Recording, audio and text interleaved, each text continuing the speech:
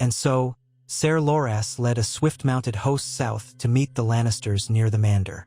Robb could not help but notice the eagerness in Loras's eyes. Though talented, the Knight of Flowers seemed keen to prove himself in open battle, and some said his thirst for glory matched his skill in the lists. While Loras rode off, Robb and Renly plotted the advance on King's Landing. Tyrell banners would march on the main roads, with the northern foot not far behind. The combined might of the north and the Reach would be fearsome indeed. They would threaten the capital from the south, while presumably the Riverlords under Edmure Tully would secure Harrenhal or keep watch for Lannister movements in the west. If Tywin Lannister turned west to face them, they could pivot. If Tywin tried to protect King's Landing, they would bring the war to the city's walls. During these discussions, Robb and Renly's advisors hashed out every last detail: supply wagons, the forging of new armor, the disposition of archers and spearmen, cavalry formations, signals, horns, how to treat the peasants of the Reach. The wide pavilions bustled with the daily routine of mustering an army. Margaery Tyrell's presence was felt in more subtle ways. She and her ladies organized a relief for local villagers, distributing bread and barley from Highgarden stores, ensuring the small folk did not resent the presence of the great host. The generosity won hearts, as did Margaery's gentle manner and her well-trained courtesy. Robb, though he focused on the strategy, could not help but notice how adept she was at handling the burdens of leadership, a skill the Tyrells clearly valued. One evening, after another round of councils and negotiations, Robb and Lady Catelyn were invited to dine with Renly, Margaery, and some of the higher lords in a smaller, more private tent. It was an intimate setting by comparison to the grand feasts. Soft candlelight danced on the woven rugs and the walls of fine green fabric. The meal was simpler, though still elegantly prepared. Roast capon with herbs, fresh bread, and spiced wine. Renly spoke cheerfully of how, once they claimed the throne, the war would end and Westeros would prosper. "I shall need strong wardens in every corner of the land," he said, glancing between Robb and his mother. "The Tyrells have the Reach, of course. The Baratheon name will hold Storm's End. Dorne will come around in time with the right overtures. And the North, well, the North is vast. Lord Stark, or perhaps I should say, when your father is freed, he will remain warden and you will be his heir. All can be made right again."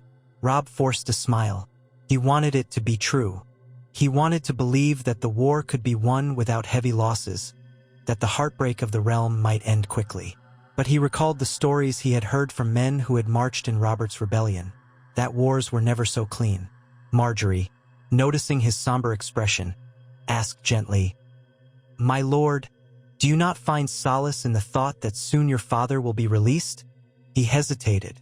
"I do, my lady, but I worry for those who will die along the way. No war is won without blood."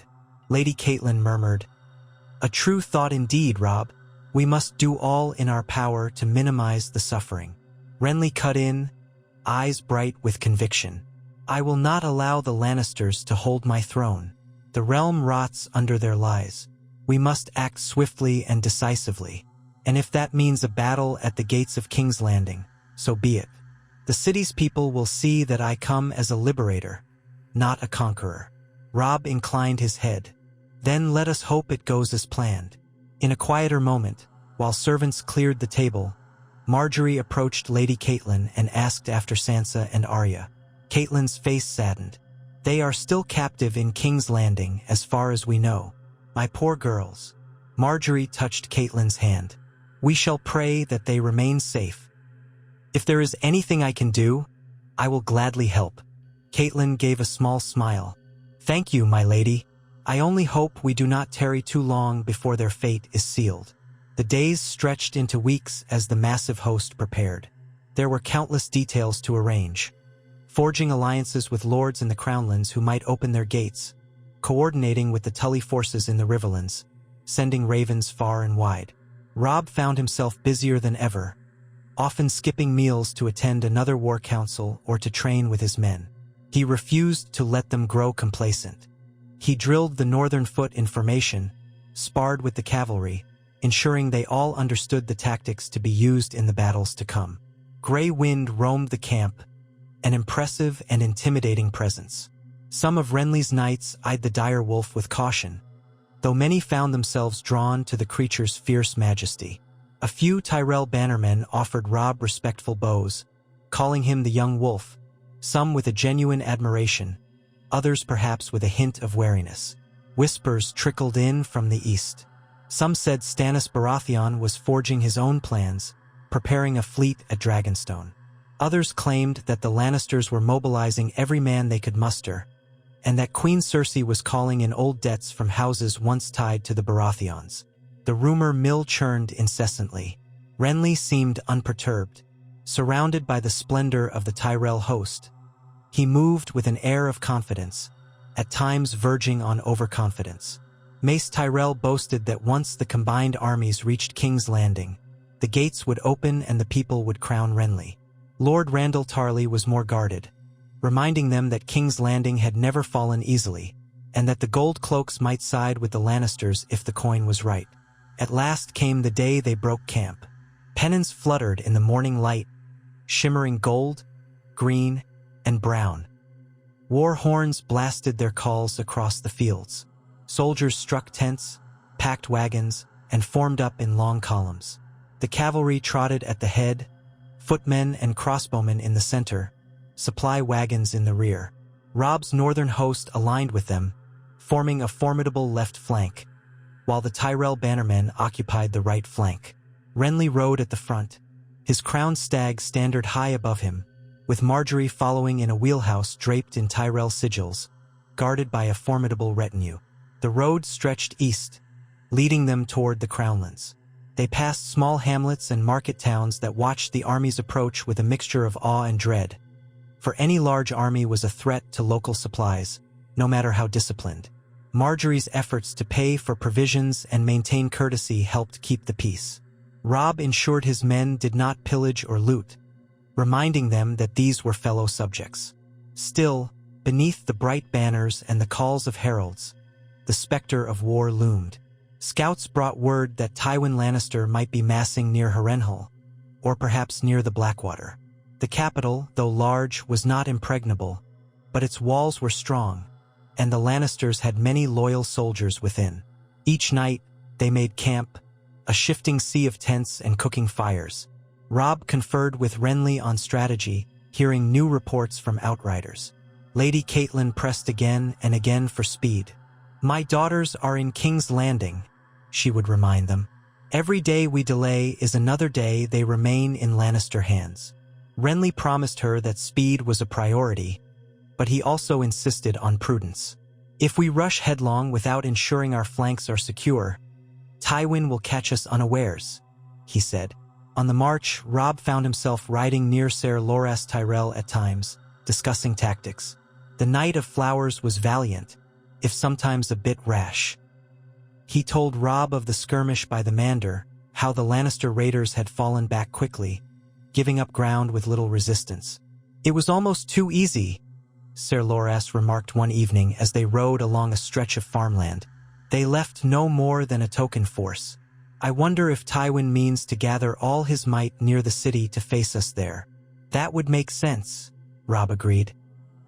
"He wants us to come to him, bleed ourselves against the walls of King's Landing. We must remain cautious." The days rolled by, and the war machine pressed ever closer to the heart of the realm. The air grew warmer, the fields dustier, and the tension in the ranks mounted. Camps grew quiet at night, men lying awake, thinking of the battles to come. Robb felt the weight of command gnaw at him, especially as the Outriders brought fresh news of Lannister movements. Some said Jaime Lannister was riding to defend King's Landing, having left the siege of Riverrun to lesser commanders. Others whispered that Joffrey was tightening his grip on the city, purging possible traitors among the gold cloaks. One morning, they came to a wide, rolling plain a day's march from the massive walls of King's Landing. They could see the haze of smoke rising from the city's countless chimneys in the distance, and the faint glimmer of the Blackwater rush as it wound its way around the capital. The War Council met in a hastily erected pavilion. A sense of nervous excitement filled the space. Renly pointed to the map. "We have two choices. We can attempt a direct assault on the city, battering down the gates or scaling the walls. Or we can try to lure the Lannisters into open battle. Robb, studying the lines carefully, said, "The city is well fortified. An assault would be costly. If Tywin is indeed nearby, we could be caught between his host and the city's defenders." Lord Randall Tarly, arms folded, nodded in agreement. "We need to force them to sally out, or at least meet them in the field. If we can crush the Lannister forces outside the walls, the city might open its gates rather than starve under siege." Mace Tyrell raised a fist. "I say we set up a siege if they won't come out. The Reach can supply us for a time, but we must ensure no relief force arrives from the west to break our lines." Renly looked to Robb. "What say you, my lord?" Robb chose his words carefully. "A siege would give the Lannisters time to use my father as a bargaining chip, perhaps even harm him. It also prolongs the war, giving Stannis time to move from Dragonstone, or the Ironborn time to raid the coast. But an open assault would risk thousands of lives in the first wave." Lady Catelyn spoke softly. "We must see if the city's gates might be persuaded to open. Could we send word to the Gold Cloaks? Or to any lords inside the city who might prefer Renly to Joffrey?" Renly frowned. "The Gold Cloaks are as corrupt as a dockside whore. They serve whoever pays them. Right now, that's almost certainly the Lannisters." Marjorie raised her chin. "Still, the people suffer under Joffrey's rule. If we can make it clear that King Renly's approach will spare them harm, some might throw open the gates." The discussion swirled, but in the end, they agreed to approach the city methodically. Renly's main force, bolstered by the Tyrells, would entrench a safe distance from the walls. Robb's northern host would form a perimeter, scouting for any sign of Tywin's army. They would send envoys to parley with those inside the city, demanding the release of Eddard Stark and the surrender of King Joffrey. If refused, they would give a show of force. Thus, the next day, with horns blaring and banners flying, the combined army approached King's Landing. Columns of men snaked across the rolling fields. The capital rose before them, sprawling with its tall, thick walls. The Red Keep perched on Aegon's high hill like a crimson sentinel. The gold of the royal banners and the blazing lion of Lannister hung from the battlements. The sea glittered to the east, where Blackwater Bay lapped at the city's shores. They halted beyond bowshot of the walls, setting up a ring of tents. War engines, catapults, rams, and siege towers were positioned, but not yet moved into striking distance. A hush fell across the ranks as the men glimpsed the legendary city, seat of kings for centuries. Robb felt his throat tighten, thinking of his father, somewhere in that nest of vipers. Renly, wearing his gilded armor, rode forward with an honor guard. Robb joined him, gray wind trotting behind. They unfurled a white banner of truce. Atop the walls, the Lannister guards watched warily. Presently, a single horn call sounded from the battlements. A tall man with a plumed helmet appeared, standing behind the crenellations. "In the name of the king, who goes there?" the man shouted. Renly's voice rang out clear and strong. "It is I, Renly of House Baratheon, first of my name, rightful king of the Undulls and the First Men. I come to claim my throne and demand the surrender of the usurper Joffrey Baratheon, as well as the release of Lord Eddard Stark." A stir of motion ran along the walls. Soldiers murmured amongst themselves. Robb could see crossbowmen shifting uncertainly. The tall man disappeared from view, presumably to report to his superiors. Robb's heart hammered. If the Lannisters refused, if they harmed Ned.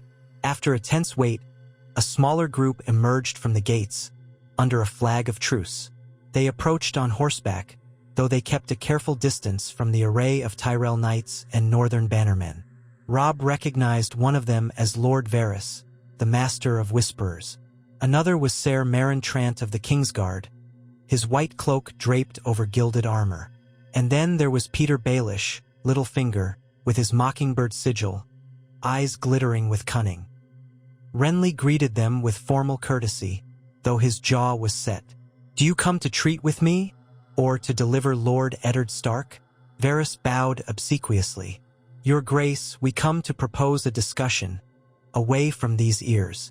King Joffrey has many concerns, and we wish to ensure a peaceful resolution if at all possible. Robb clenched his fists on the reins. We want my father, alive and free. Peter Baelish smiled thinly. I'm sure such an outcome could be arranged, under the right terms. Renly exchanged a look with Robb, then gave a curt nod. Very well, we will speak, but do not think to play us for fools. They agreed that a small party would enter a neutral ground outside the city, perhaps the ruins of an old monastery half a league away, so neither side held the advantage. The meeting would take place the next day at midday. Each side would bring no more than 10 men. That night, tension rippled through the camp. The men prepared for battle, for treachery, for anything. Robb paced outside his tent, gray wind at his side. He thought of Sansa, of Arya, of his father. The next day's parley might decide whether they lived or died. Renly's mood darkened too. The closer they got to the city, the more he realized that the Lannisters would not easily surrender. He spent hours with his advisors, drafting terms that would allow him to ascend the throne without the city being sacked. Marjorie tried to soothe him, but Ser Loras, back from his skirmishes, only grew more eager for a decisive fight. When morning came, Robb dressed in his mail and plate, the direwolf sigil of House Stark emblazoned on his surcoat. He rode to the old monastery with Renly, Lady Catelyn, the Great John, Roose Bolton, and a handful of trusted guards. From the city, they saw the approach of Littlefinger, Varys, Ser Marentrant, and a handful of gold cloaks. The monastery was little more than crumbling stone walls, with a roof half collapsed from years of neglect. Weeds grew up between the flagstones. Robb dismounted, gray wind standing close at his heel, baring teeth at the unfamiliar men. Renly and the Lannister envoys faced each other in the courtyard. "Shall we begin?" Renly asked. Littlefinger cast a quick glance at Grey Wind. The corners of his mouth twitched in an uneasy smirk. "Quite the beast you have there, Lord Stark." Robb said nothing, only kept a steady gaze on Littlefinger. Varys gave a polite cough. "Well, we have come to see if there is a way to avoid bloodshed. King Joffrey would be amenable to certain arrangements. Perhaps if Lord Stark withdraws his army, King Renly acknowledges the authority of the crown, we can discuss pardons all around." Renly's eyes flared. "I am the rightful king. There will be no more talk of Joffrey's authority. Surrender the city, release Lord Eddard Stark, and you will be spared." Littlefinger let out a small sigh. "And what of the Queen Regent's safety? What of the position of House Lannister?" Robb said, "If the Lannisters yield, they will face trial for their crimes. Joffrey is no true Baratheon, and you know it." Peter Baelish raised an eyebrow. "Trial? By whose hand?" "The hand of the new king."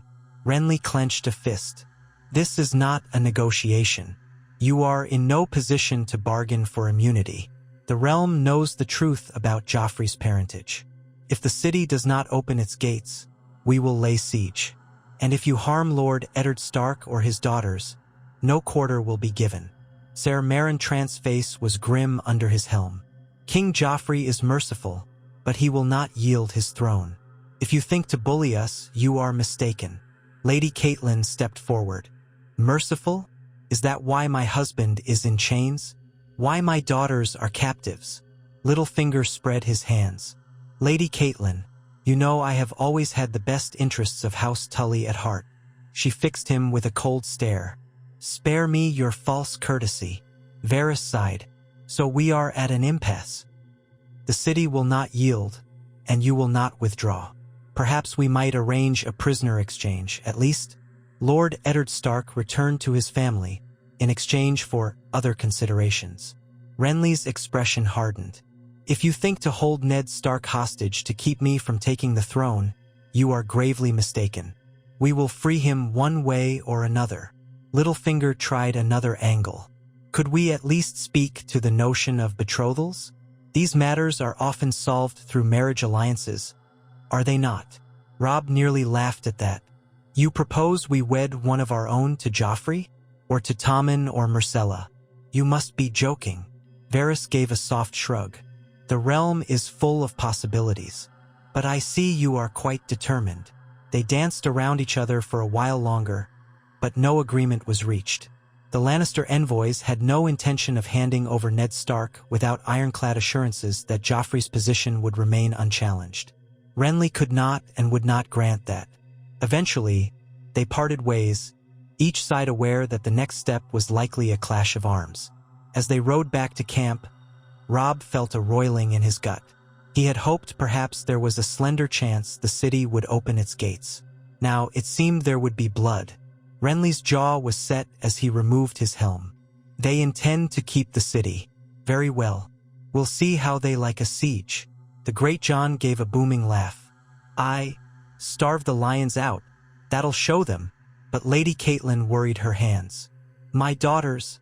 Robb closed his eyes briefly, then placed a reassuring hand on his mother's shoulder. "We'll get them out, one way or another." They returned to the great encampment, where the Tyrell banners fluttered in the wind.